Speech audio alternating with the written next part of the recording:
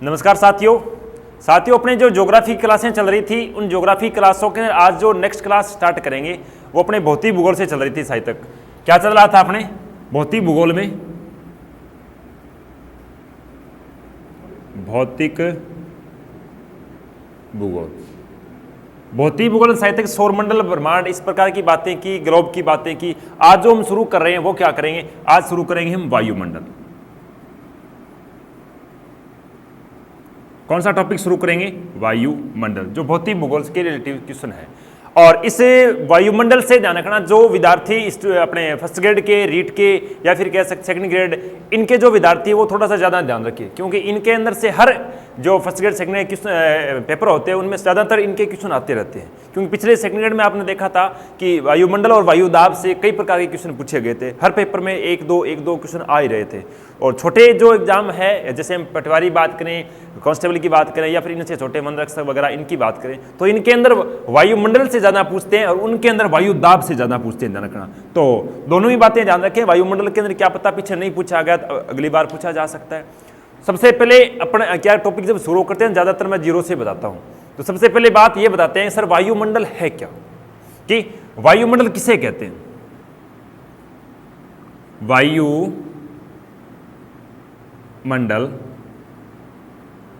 क्या है? वायुमंडल क्या है? तो वायु है वो क्या है? वायु एक गैसों का समूह है। वायु क्या है? गैसों के समूह को क्या कहते हैं? वायु कहते हैं। प्लस बात रही किसकी? मंडल की। तो ये गैसें हैं, वो गैसें क्या है? गैसें अलग अलग परतों में बंट जाने के कारण इसे वायुमंडल कहा जाता है। क्या कहा जाता है? वायुमंडल कहा जाता है। कहने का अगर वायु किसे कहते हैं? गैसों के समूह को क्या कहते हैं? वायु कहते हैं। और ये गैसों के समय अलग अलग क्या है, परतों में जब बट जाती है तो इसे हम क्या कहते हैं? वायुमंडल कहते हैं। दूसरी बात, तो गुरुजी वायु की परिभाषा यही है कि हाँ बिल्कुल, वायु किसे कहेंगे? गैसों के समूह को वायु कहेंगे। और यही गैसें क्या जब अलग अलग परतों का निर्माण करती है तो इसे हम क्या कहते हैं? वायुमंडल कहते हैं। दूसरी बात आती है, क्या सर वायु है, इस वायु का निर्माण कैसे होता है? क्या कहा? वायु का निर्माण कैसे होता है? वायु बनती कैसे? वायु को बनाता कौन? चलती कैसे? ये क्वेश्चन साहित्य आपके जहन में कभी दौड़ा होगा, नहीं दौड़ा है तो आज के बाद में नहीं दौड़े, क्योंकि इसको मैं आज के बाद क्लियर कर दूंगा। कैसे? क्या गुरुजी पृथ्वी के ऊपर कोई पंखे चला रहा है जिस वजह से क्या है इस पृथ्वी पर वायु का निर्माण हो रहा है? नहीं। आपने जब पंखों को चलते हुए देखा होगा, जब पंखा चलता है तो रियल के अंदर किसका निर्माण? अपने रूम के अंदर हवा की क्या उत्पत्ति होती है। लेकिन जैसे क्या करते हैं, पंखे को बंद कर देते हैं, उसके बाद में क्या होता है, जो हवा है रियल के अंदर क्या हो जाती है? बंद हो जाती है। इसका मतलब पंखा है वो क्या करेगा? जब गति करेगा, गति के साथ साथ किसका निर्माण होगा? हवा का निर्माण होगा। तो थोड़े थोड़े साहित्य आपको समझ आ रहा होगा कि जो पृथ्वी है, ये पृथ्वी क्या करती है? अपने अक्ष पर क्या करती है? घूर्णन करती है। घूर्णन करती है पंखे की तरह। इस वजह से पृथ्वी के घूर्णन की गति है, इस गति के द्वारा किसका निर्माण होता है? पृथ्वी पर वायु का निर्माण होता है। जो गैसें होती है वो गैसें क्या करती है? वायु पृथ्वी के साथ साथ गमन करना शुरू करती है, और गमन करने के कारण पृथ्वी पर किसका निर्माण होता है?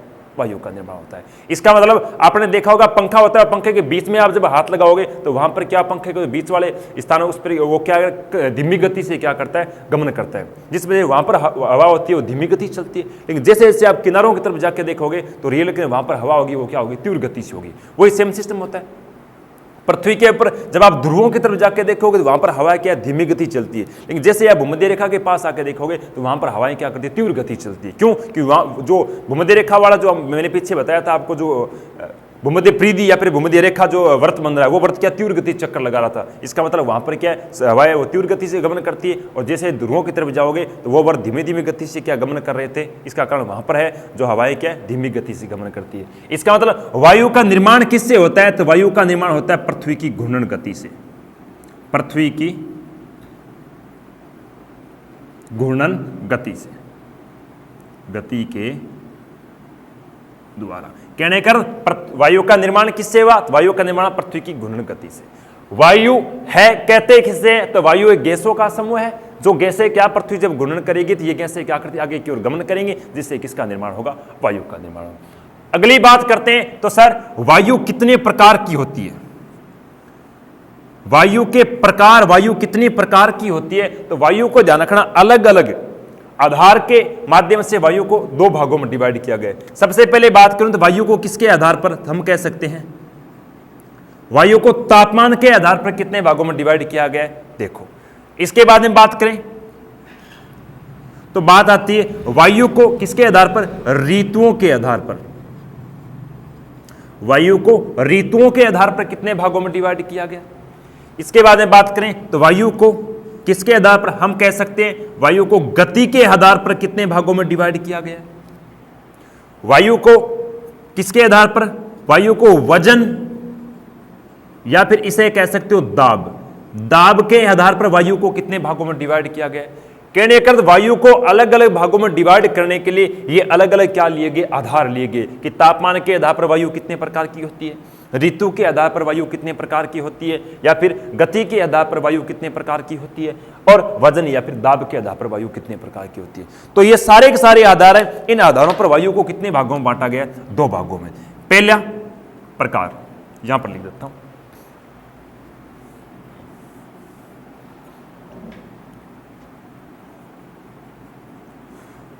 वायु को तापमान के आधार पर कितने भागों में डिवाइड किया गया है?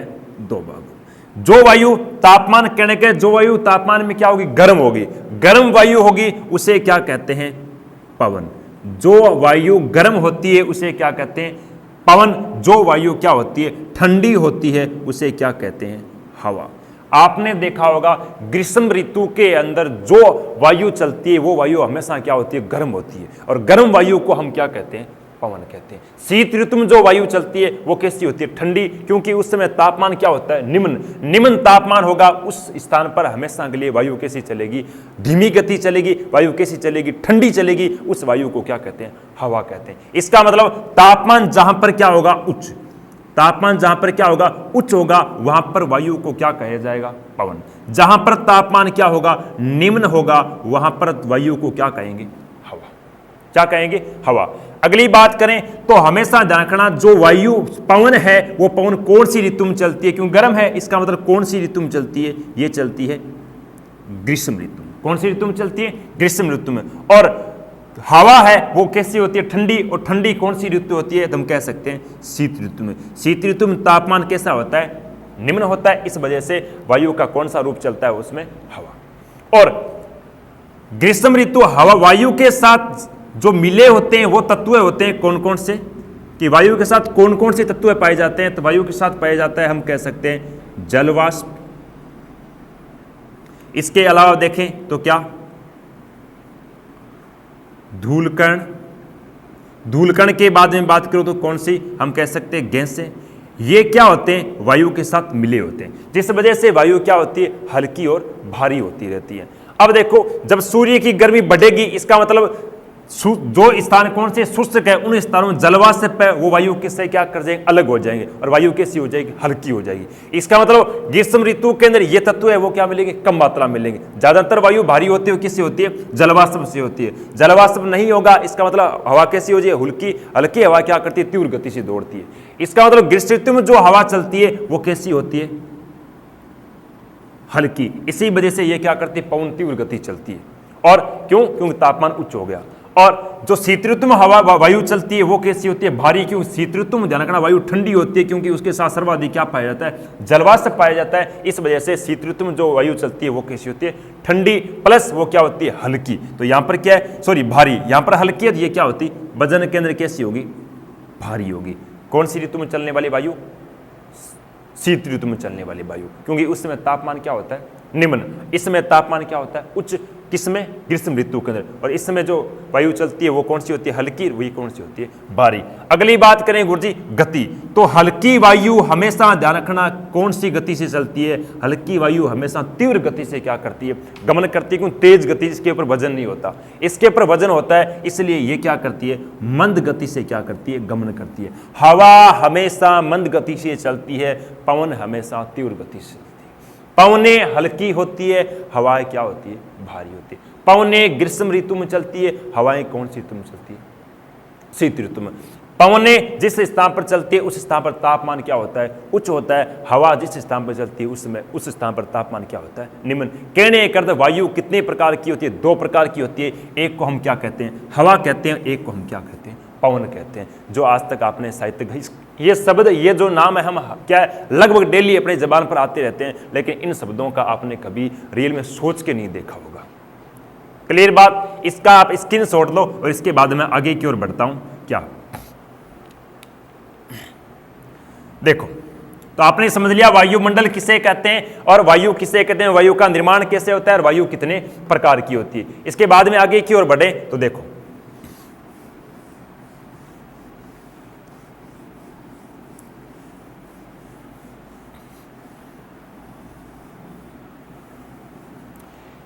इसके बाद में जो आगे की बात आती है वो आती है वायु के साथ या वायु के तत्व। वायु के कौन कौन से तत्व हैं, उन तत्वों की क्या क्या उपयोगिता है। तो मैंने अभी बताया वायु के साथ क्या क्या पाया जाता है। वायु के साथ पाया जाता है जलवाष्प। क्या पाया जाता है? जलवाष्प। जलवाष्प के बाद में बात करूं, दूसरा क्या पाया जाता है? धूल कण। धूल कण के बाद में बात करूं तो वायु के साथ क्या पाई जाती है? गैसें। अब देखो, इस जलवाष्प की वायु के अंदर क्या उपयोगिता दर्शाई गई है। जहां पर यह जलवाष्प, पहली बात तो किस स्थान पर सर्वाधिक वायु के अंदर पाया जाएगा? यह उस स्थान पर पाया जाएगा जहां पर क्या होगा? कौन सा भाग? जल भाग। जल भाग होगा। जल भाग के साथ साथ वहां पर क्या होगा? सूर्य का तापमान है वो कैसा रहेगा? उच्च। सूर्य का तापमान उच्च रहेगा तो जल भाग क्या होगा? गर्म होगा। और जल भाग गर्म होकर जल किसके रूप में बदलेगा? वाष्प के रूप में बदलेगा। वाष्प के रूप में बदलेगा, इसका मतलब वहां पर हवा के साथ सर्वाधिक किसकी मात्रा पाई जाती है? जल वाष्प की मात्रा पाई जाती है।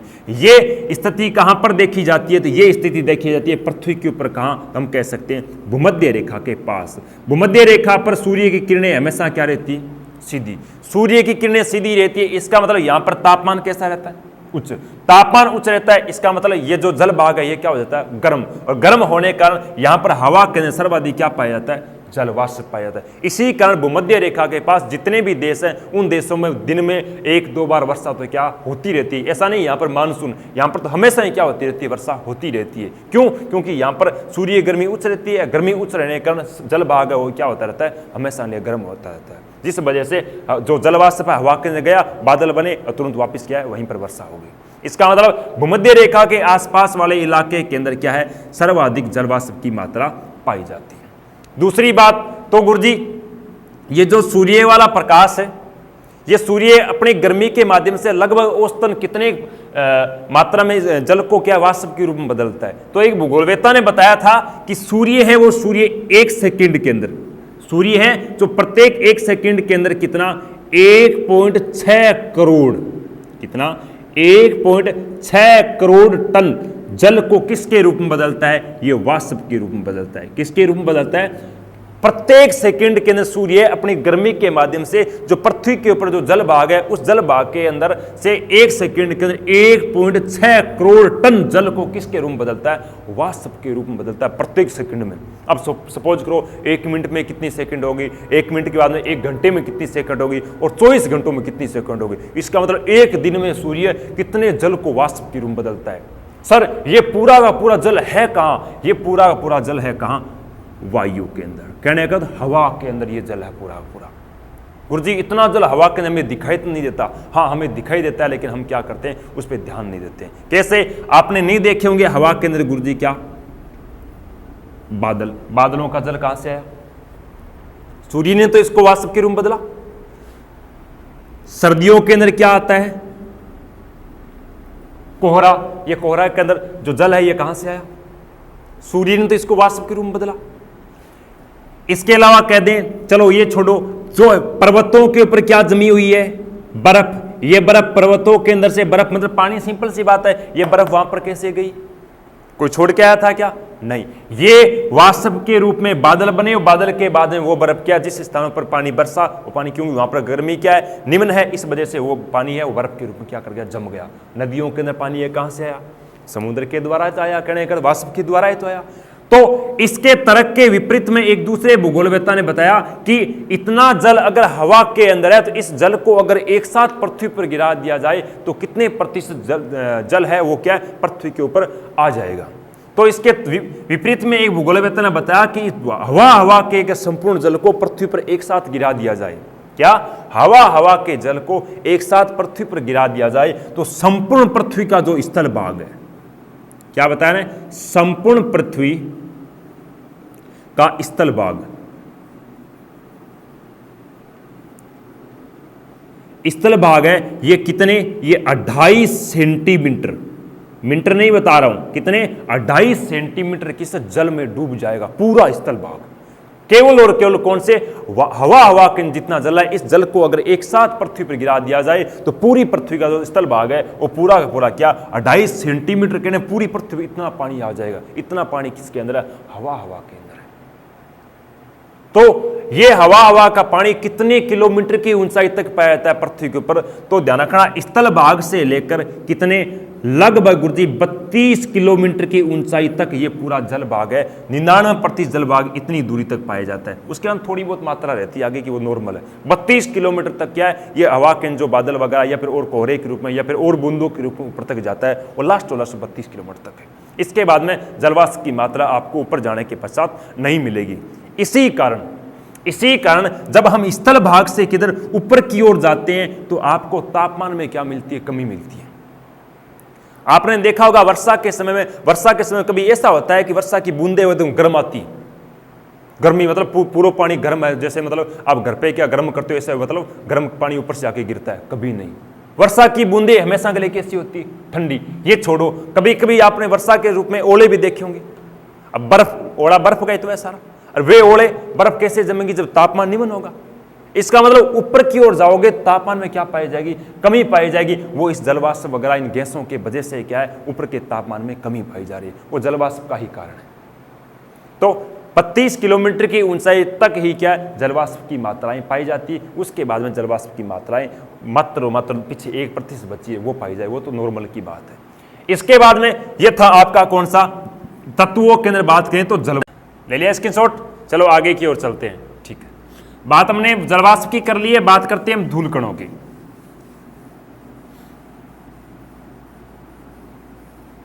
धूल कणों की विशेष कोई बात है नहीं, ध्यान रखना। ये धूल कण है, ये क्या है, हल्के होते हैं वो थोड़े ऊपर तक चले जाते हैं, जो हल्के नहीं होते वो ध्यान रखना नीचे तक ही। लास्ट जो धूल कण है वो कहां तक, धूलकण मात्र और मात्र कहते हैं 10 किलोमीटर की ऊंचाई तक ही। कहां तक है, 10 किलोमीटर की ऊंचाई तक ही जाने के पश्चात 10 किलोमीटर की इनका कितना 90% भाग है वो 10 किलोमीटर के बाद में क्या है, खत्म हो जाता है। मतलब इसके बाद धूलकणों की मात्रा नहीं पाई जाती। यहां इस वायुमंडल से ज्यादातर क्वेश्चन पूछे जाएंगे वो तीसरे तत्व से पूछे जाएंगे, वो कौन सा है, वो हम कह सकते हैं गैस। इन गैसों से सर्वाधिक क्वेश्चन पूछे जाते हैं। देखो क्या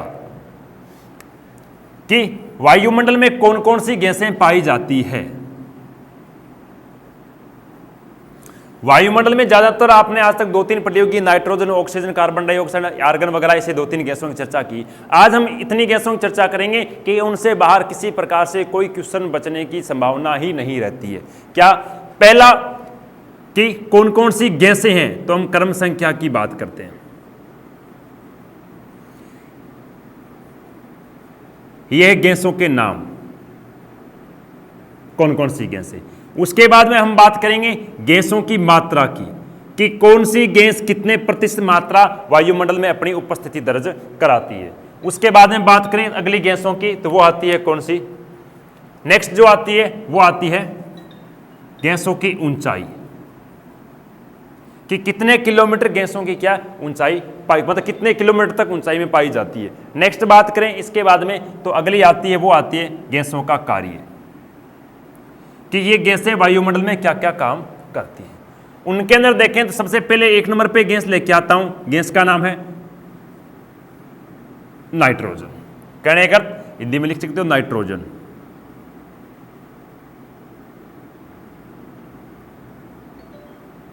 नाइट्रोजन कौन सी गैस है? नाइट्रोजन। नाइट्रोजन के बाद में बात करें दूसरी गैस आती है, गैस का नाम क्या है? ऑक्सीजन। कौन सी गैस है?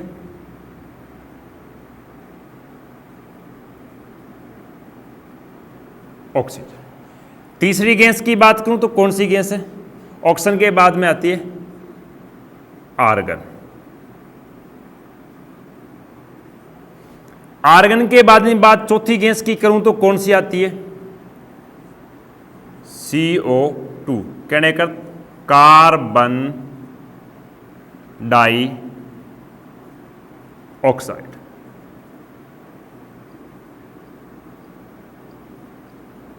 Carbon die oxide.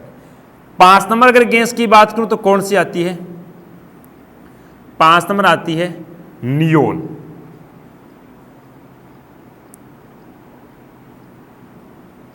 Neon. 6 number के गैस की बात करूं तो कौन सी है? हीलियम।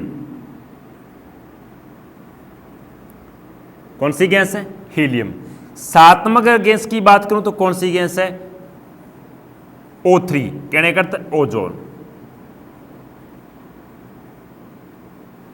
8 नंबर के गैस की बात करें तो कौन सी है? H2 hydrogen. कौन सी गैस? हाइड्रोजन। ये 8 गैसें हैं जो वायुमंडल में अपना क्या कुछ कुछ कार्य की उपस्थिति दर्ज कराती है। कौन सी? पहले नाइट्रोजन जिसे N2 कहते हैं, oxygen O2 argon, CO2 carbon dioxide, neon helium, O3 ozone और H2 कौन सी होगी? हाइड्रोजन। ये 8 गैसें हैं जो वायुमंडल में क्या है अपना किस किस प्रकार से मात्रा की उपस्थिति दर्ज कराती हैं। सबसे पहले बात करते हैं कि वायुमंडल में नाइट्रोजन है वो कितने प्रतिशत मात्रा में पाई जाती है। नाइट्रोजन है वायुमंडल में पाई जाती है कितनी? 78.0 कितने 84%। 78.084% वायुमंडल में जो गैस पाई जाती है वो कौन सी पाई जाती है? हम कह सकते हैं नाइट्रोजन। उसके बाद में बात करें तो अगली गैस कौन सी? ऑक्सीजन। ऑक्सीजन है ये वायुमंडल में कितने प्रतिशत पाई जाती है? वो पाई जाती है 20 पॉइंट कितने 94%। उसके बाद में अगली गैस कौन सी? आर्गन। आर्गन है ये वायुमंडल में कितने प्रतिशत पाई जाती है? ये पाई जाती है 0.900 कितने प्रतिशत 34%। तीसरी जो गैस है कौन सी? आर्गन। चौथी गैस जो वायुमंडल में कौन सी है? उसका नाम है CO2। ये वायुमंडल में कितने प्रतिशत पाई जाती है? ये पाई जाती है 0.300 कितना प्रतिशत 14% वायुमंडल के अंदर क्या है इस गैस की उपस्थिति दर्ज है। उसके बाद में बात करें नियोन, तो नियोन वायुमंडल के अंदर कितने प्रतिशत पाई जाती है? नियोन पाई जाती है 0.00 कितने प्रतिशत 18% कौन सी गैस पाई जाती है? हम कह सकते हैं नियोन। नियोन के बाद में बात करें हीलियम। हीलियम वायुमंडल में कितने प्रतिशत पाई जाती है? हीलियम पाई जाती है 0.000 कितने प्रतिशत 5%। इसके बाद में बात करें कौन सी आती है? ओजोन। ओजोन वायुमंडल में कितने प्रतिशत पाई जाती है? ओजोन पाई जाती है 0.000 कितने प्रतिशत 6%। इसके बाद लास्ट जो हाइड्रोजन गैस है ये वायुमंडल में कितने प्रतिशत पाई जाती है? हाइड्रोजन पाई जाती है 0.00 कितने प्रतिशत 6%। कहने का इस प्रकार से इन गैसों की वायुमंडल में क्या है मात्रा के अकॉर्डिंग उपस्थिति है। सर्वाधिक कौन सी गैस पाई जाती है? नाइट्रोजन। उसके बाद में कौन सी पाई जाती है? ऑक्सीजन। उसके बाद में बात करें तो आर्गन। उसके बाद में CO2। कहने का 3-4 गैसों की ज्यादातर मात्रा पूछते हैं, बाकी नीचे वालों की मात्रा नहीं पूछते हैं। तो सर्वाधिक पाई जाने वाली कौन सी गैस है? नाइट्रोजन है। उसके बाद में ऑक्सीजन, उसके बाद में आर्गन, कार्बन डाइऑक्साइड। इस प्रकार से इन गैसों की क्या है वायुमंडल में मात्रा उपस्थित है। अगर बात करें कि वायुमंडल में कितनों किलोमीटर की ऊंचाई तक कौन कौन सी गैसें पाई जाती है, तो हम कह सकते हैं क्या 100 किलोमीटर की ऊंचाई तक। कितने किलोमीटर? जो नाइट्रोजन गैस है ये वायुमंडल में कितनी गुरुजी? तो 100 किलोमीटर की ऊंचाई तक पाई जाती है। इसके बाद नाइट्रोजन की मात्रा नहीं मिलती। इसके बाद में बात करें ऑक्सीजन, ऑक्सीजन है, ये ऑक्सीजन भी ध्यान रखना कितने 100 किलोमीटर की ऊंचाई के बाद में इसकी मात्रा भी नहीं पाई जाती। और बात करें आर्गन की, तो आर्गन है ये थोड़ी सी हल्की है, इस वजह से थोड़ी सी ऊपर तक पाई जाती है। कितने ये पाई जाती है 125 किलोमीटर, 125 किलोमीटर के बाद में आर्गन गैस भी नहीं पाई जाती। बात करें CO2, तो CO2 है, ध्यान रखना ये गैस है, इस गैस का निर्माण होता है पृथ्वी के ऊपर स्थल भाग से, जो कल कारखाने कह सकते हैं या फिर गाड़ियों के धुएं वगैरह, इनसे क्या होता है इस गैस का निर्माण होता है। तो पृथ्वी के ऊपर मानव के क्रियाकलाप से इस गैस का निर्माण होता है, इस वजह से ये गैस है जो पृथ्वी के ज़्यादातर ऊपरी भाग तक नहीं जाती, क्योंकि बीच में एक ओजोन गैस आ जाती है। ये ओजोन गैस क्या नीचे वाली गैसों को ऊपर जाने तक रोक देती है। इस वजह से ये CO2 है, ये कब सबसे कम ऊंचाई तक पाई जाती है। ये मात्र और मात्र कहते हैं 20 किलोमीटर के बाद में इस गैस की उपस्थिति नहीं पाई जाती। आपने देखा होगा कि कभी कभी सूर्यास्त होता है, उस समय सूर्यास्त के पश्चात आपको ब्लैक कलर के या फिर धुएं के बादल दिखाई देते हैं, वो CO2 गैस होती है, क्योंकि ये जो कार्बन होता है ये क्या करता है इस ओजोन गैस के कारण ऊपर नहीं जा पाता, इसलिए ये 20 किलोमीटर के बाद में वायुमंडल में नहीं उपस्थित होती। अगली बात करें कौन सी, हम बात करें नियोन की, हीलियम की, ओजोन की और हाइड्रोजन की। तो ये सभी गैसें हैं वो वायुमंडल में क्या हल्की है, और ये 125 किलोमीटर तक अपनी क्या है उपस्थिति दर्ज कराती है। चारों की चारी 125 किलोमीटर, 125 किलोमीटर, ये भी 125 किलोमीटर। कहने का ये सारी गैस नीचे वाली वो 125 है, मात्र सबसे कम ऊंचाई तक पाई जाने वाली गैस कौन सी है, हम कह सकते हैं कार्बन डाइऑक्साइड। उसके बाद में बात आती है नाइट्रोजन ऑक्साइड, और बाकी सारी क्या 125 किलोमीटर तक सभी पाई जाती है। तो इन गैसों के गुरुजी क्या क्या कार्य, मतलब ये वायुमंडल के अंदर क्या क्या कार्य करती है, और वो कार्य अपने लिए उपयोगी है या नहीं है। तो सबसे पहले बात करें नाइट्रोजन। नाइट्रोजन वायुमंडल में क्या क्या कार्य करती है। नाइट्रोजन है ये क्या करती है, वनस्पति के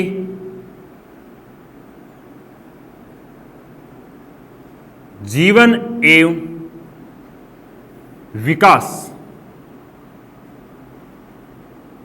विकास में सहायक है। कहने का अर्थ नाइट्रोजन गैस क्या कार्य करती है, वनस्पति को जीने मतलब भोजन में कह सकते हैं, या फिर उनकी वृद्धि करने में जो गैस काम आती है, या फिर पेड़ पौधे कौन सी गैस का उपयोग लेते हैं, तो वो कौन सी गैस का उपयोग लेते हैं, नाइट्रोजन का। इसका मतलब नाइट्रोजन वनस्पति के लिए क्या उपयोगी है, और वनस्पति हमारे लिए उपयोगी है। उसके बाद में बात करें ऑक्सीजन की, तो ऑक्सीजन वायुमंडल में किस प्रकार से ये कार्य करती है, वो मानव या फिर प्राणियों के लिए उपयोगी है। तो कहने का ऑक्सीजन गैस है ये सबसे पहले तो काम आती है मानव के श्वसन। अभी थन ध्यान है कोरोना चलने लग रहा है, और कोरोना के अंदर सबसे ज़्यादा इसी गैस की जरूरत है। ऑक्सीजन नहीं मिल रही है, जिस वजह लोगों को क्या सांस की दिक्कत होती है, सांस की दिक्कत होने से दम घुट के उनकी क्या हो जाती है, मृत्यु हो जाती है, बस ये गैस की कमी होने का। तो पहली बात तो ये गैस होनी उपस्थित है। दूसरी बात ये गैस काम क्या करती है, मानव के श्वसन, प्लस दूसरा काम करती है ज्वलन क्रिया में, ज्वलन क्रिया, इसके अंदर भी काम कौन सी, ये अपनी ऑक्सीजन गैस ही करती है। अगली बात करें आर्गन। आर्गन गैस क्या कार्य करती है। आर्गन गैस का हम उपयोग लेते हैं केवल और केवल किसके अंदर, जो बिजली के बल्ब होते हैं ना, बिजली के बल्ब में भरी जाने वाली गैस है। बिजली के बल्ब में कौन सी गैस भरी जाती है, हम कह सकते हैं आर्गन गैस। अगली गैस की बात करें CO2, तो कार्बन डाइऑक्साइड गैस ये क्या काम आती है, ये आती है प्रकाश संश्लेषण में कार्य करती है। कहने का अर्थ सूर्य से आने वाले प्रकाश को ये रोकती है। अगर कार्बन डाइऑक्साइड न हो तो रात का तापमान है माइनस में चला जाता है। इसलिए रात और दिन के औसतन तापमान को रखने के लिए किस गैस की आवश्यकता रहती है? CO2। लेकिन CO2 दिनों दिन बढ़ रही है, इस वजह से रात का और दिन का तापमान का जो कैलकुलेशन है वो क्या बिगड़ रहा है। क्योंकि तापमान आपने देखा होगा कि जून महीने का 45 से 50 डिग्री के समथिंग चला जाता है। क्योंकि पहले जो ऑक्सीजन गैस थी, CO2 थी, वो कम थी। अब धीरे धीरे जैसे जैसे लोग विकास की ओर बढ़ रहे हैं तो कल कारखाने और गाड़ियां बढ़ रही है, जिस वजह से CO2 की मात्रा में वृद्धि होगी। और CO2 की मात्रा में वृद्धि होने की वजह से ये तापमान के अंदर भी वृद्धि हो रही है। तापमान के अंदर वृद्धि होने की वजह से सूखे जंगलों के अंदर क्या लग रही है? आग लग रही है। इसका मतलब इसकी वृद्धि भी अपने लिए क्या हानिकारक है और कमी भी हमारे लिए क्या है? हानिकारक है। ये क्या रहना चाहिए? औसतन मात्रा में रहनी चाहिए। तो ये क्या काम करती है? प्रकाश मतलब सूर्य के प्रकाश को रोकती है। जैसे आपने पीछे पढ़ा होगा क्या, बुध ग्रह के अंदर, बुध ग्रह की यही प्रक्रिया थी कि बुध ग्रह के अंदर क्या थी? कार्बन डाइऑक्साइड गैस नहीं थी, जिस वजह से वो क्या था? शुक्र की तुलना में ठंडा था। नेक्स्ट बात करें तो अगली गैस कौन सी आती है? अगली आती है नियोन। जो नियोन गैस है ये है क्या? निष्क्रिय गैस। क्या है? निष्क्रिय गैस है। ये भी निष्क्रिय, और हीलियम है ये भी क्या है? निष्क्रिय। अगली जो बात करें कौन सी? ओजोन। ओजोन की बातें मैं आगे आपको बताऊंगा पूरी संपूर्णतः, लेकिन यहां पर आप इतना लिख लो, यह गैस समताप मंडल में पाई जाती है। कहां पाई जाती है? समताप मंडल में पाई जाती है, जो एक सूर्य से आने वाली पराबैंगनी किरणों को क्या करती है? रोकती है, रोककर छंदनी का कार्य करती है। नेक्स्ट बात बची हाइड्रोजन। हाइड्रोजन गैस क्या काम करती है? हाइड्रोजन गैस काम करती है पानी का निर्माण। पानी का निर्माण कौन सी गैस करती है? हाइड्रोजन। पानी में ये बनाती है क्या? नहीं, ये इस पानी को बनाती नहीं है। ये क्या करती है? जो पानी बर्फ के रूप में होता है उस पानी को तरल के रूप में मतलब पिघलाने का काम कौन सी गैस करती है? तो हम कह सकते हैं हाइड्रोजन। आपने पीछे देखा होगा कि जो अंतरिक्ष अनुसंधान है उसने क्या, मंगल ग्रह पर पानी के कुछ अवशेष प्राप्त किए। उसने कहा कि पृथ्वी के तरह ही मंगल का जो उत्तरी और दक्षिणी दोनों ध्रुव हैं ये क्या ठंडे हैं और इन पर क्या बर्फ है। तो इसने सोचा कि मंगल ग्रह पर जीवन कैसे न कैसे संभव हो सकता है। क्यों? कि उसमें पानी के अवशेष मिल गए, पानी और बर्फ के रूप में मिल गया। फिर वैज्ञानिकों ने सोचा कि इस बर्फ को पिघलाएंगे कैसे। क्यों? क्योंकि इसके अंदर दो गैसों की कमी चल रही थी। एक तो चली थी CH4 कहने के मीथेन गैस की कमी। क्योंकि मीथेन गैस जब नहीं होगी तो ध्यान रखना, जो अपने जीव जंतु इन जीव जंतुओं की पाचन शक्ति है वो नहीं कर पाएगी। इसका मतलब वहां पर क्या जीव जंतु रह नहीं पाएंगे, कुछ खाएंगे तो उनके पचेगा नहीं। दूसरी कमी क्या हो रही थी? हाइड्रोजन की। बर्फ है तो इस बर्फ को हम पिघलाएंगे कैसे? क्योंकि यहां पर कौन सी गैस नहीं है? हाइड्रोजन नहीं है। हाइड्रोजन होगी तभी जाकर हम क्या करेंगे? बर्फ को पिघलाकर पानी के रूप में इसका उपयोग लेंगे, तरल के रूप में उपयोग लेंगे। इस वजह से हाइड्रोजन गैस की वहां पर कमी हो रही थी। मतलब हाइड्रोजन है वो क्या काम करती है? बर्फ को पिघलाने का कार्य करती है। तो ये था आपका वायुमंडल का सामान्य बात। इसके बाद में आगे इसका स्क्रीनशॉट लो, आगे की ओर बढ़ते हैं।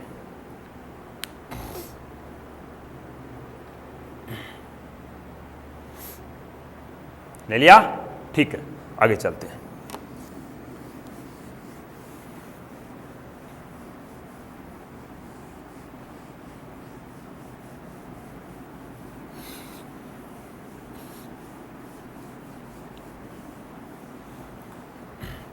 आगे चलते हैं। बात आती है गुरुजी गैसों के बाद में आती है कि वायु को कितनी अलग अलग परतों में बांटा गया है। तो ध्यान रखना, वायुमंडल को या फिर कह सकते हैं वायु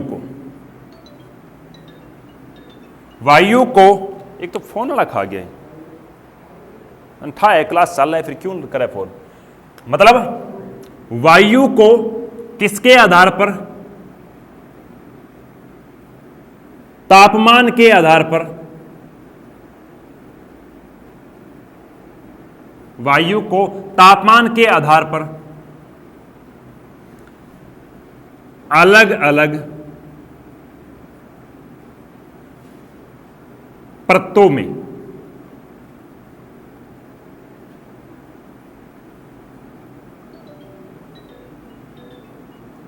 विभाजित किया गया है। क्या? वायु को किसके आधार पर हम कह सकते, तापमान के आधार पर अलग अलग भागों में विभाजित किया है। वायु को क्या है, कितनी परतों के अंदर बांटा गया, तो वायु की मुख्यतः ध्यान रखना 3 परत बनाएगी, कुछ 3 थोड़ी 5 नहीं बनाएगी क्या, हाँ वो 5 कैसे बनाएगी आगे बताता हूं आपको। वायु को मुख्यतः 3 परतों में बांटा गया। सबसे पहली जो परत है उसका नाम है क्या, सममंडल। जो पृथ्वी के सबसे नीचे परत है उस परत का नाम क्या है, सममंडल। जो 0 से लेकर कितने, 0 से लेकर ये है 80 किलोमीटर की ऊंचाई तक जो परत पाई जाती है उसे हम क्या कहते हैं, सममंडल। उसके बाद में दूसरी जो परत है वो है कौन सी, विषम, या फिर इसे हम कह सकते हैं आयन मंडल। आयन मंडल ये पाई जाती है 80 किलोमीटर से लेकर कितने, ये पाई जाती है 640 किलोमीटर की ऊंचाई तक पाई जाने वाली परत को हम क्या कहते हैं, विषम या फिर आयन मंडल। इसके बाद में तीसरी जो परत आती है उसे कहते हैं बाह्य मंडल। बाह्य मंडल या फिर इसे चुंबकत्व मुक्त मंडल भी कह सकते हैं। चुंबकत्व मुक्त मंडल। ये परत ध्यान रखना कहां से, ये परत 640 से कितनी, 640 से क्या, आगे आपको अधिक ही लिखना है क्योंकि कुछ किताबें हैं वो क्या है 640 का 1000 किलोमीटर है, कुछ 1100 किलोमीटर लिखती है, लेकिन इसकी निश्चित ऊंचाई नहीं दर्ज की गई। इसका 640 से ऊपर वाला जो मंडल है वो कौन सा मंडल है, बाह्य मंडल। या वहां पर क्या है, चुंबकत्व की जो पृथ्वी पर शक्ति है वो गुरुत्वाकर्षण शक्ति है वो मुक्त हो जाती है, इसलिए इसे चुंबकत्व या फिर गुरुत्वाकर्षण शक्ति मुक्त मंडल भी कहते हैं। बात बची कौन सी, तो गुरुजी वो जो मंडल 5 है वो कौन सी है, 3 तो आपके सामने दिख ही रहे। इस सममंडल को बांटा गया है कितने भागों में, 3 भागों में। सबसे पहले 0 से लेकर कहां तक, 0 से लेकर 18 किलोमीटर की ऊंचाई तक जो परत पाई जाती है उस परत को कहते हैं क्या, क्षोभ मंडल। क्या कहते हैं, 0 से लेकर 18 किलोमीटर की ऊंचाई तक पाए जाने वाले सममंडल का पहले ही परत है उसे क्या कहते हैं, क्षोभ मंडल। उसके बाद में दूसरी जो परत आती है वो आती है कितनी, 18 से लेकर, और ये चलती है कहां तक, ये चलती है 50 किलोमीटर। 18 से 50 किलोमीटर की ऊंचाई तक पाए जाने वाली परत को हम क्या कहते हैं, समताप मंडल। क्या कहते हैं, समताप मंडल। तो कहने कर 18 से 50 किलोमीटर तक पाई जाने वाली सममंडल की दूसरी परत कौन सी है, समताप मंडल। तीसरी परत आती है वो कौन सी आती है, वो आती है 50 से लेकर कहां तक, 80 किलोमीटर। कहां, 50 से लेकर 80 किलोमीटर तक पाई जाने वाली परत को हम क्या कहते हैं, मध्य मंडल। क्या कहते हैं, मध्य मंडल। इसका मतलब 50 किलोमीटर थी सम, तो सममंडल को कितने भागों में बांट दिया, 3 भागों में। तो ये था आपका क्षोभ मंडल का सामान्य परिचय। आगे की ओर बढ़ेंगे।